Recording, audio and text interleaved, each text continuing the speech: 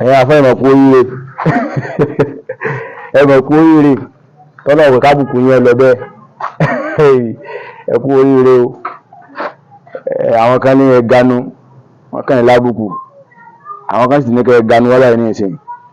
Ǹjẹ́ lẹ́yìn ti gbọ́ o pé Alhaji Abbas Akande Obesere PKF 1 wọ́n ti ní kẹ́ ẹ máa bọ̀ wá sílé àwọn, kẹ́ ẹ ganu wá sọ́dọ̀ àwọn níbi ilé tuntun táwọn fẹ́ sí àtàwọn ẹjọ́ ìbí táwọn fẹ́ ṣe.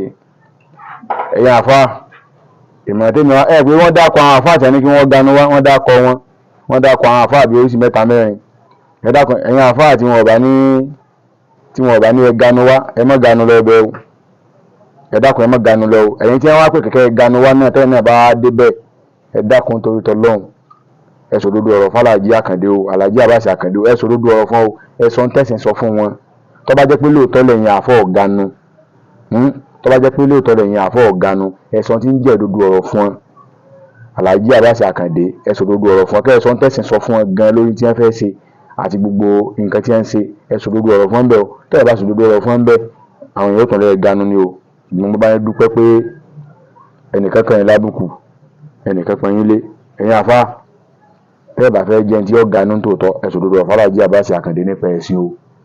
Ẹ rántí Alhaji Wasiu Alabi Pasuma tó bẹ̀rẹ̀ ojú ẹni pèsè orin dáa bí ọ̀dá, àwọn àfọ ò lè sọ̀rọ̀ ń bẹ́ ọ kọ́mọ̀ pé ẹ̀yin náà wà dáa fáà ganu gàǹgànú o, kò jù bá ń lọ.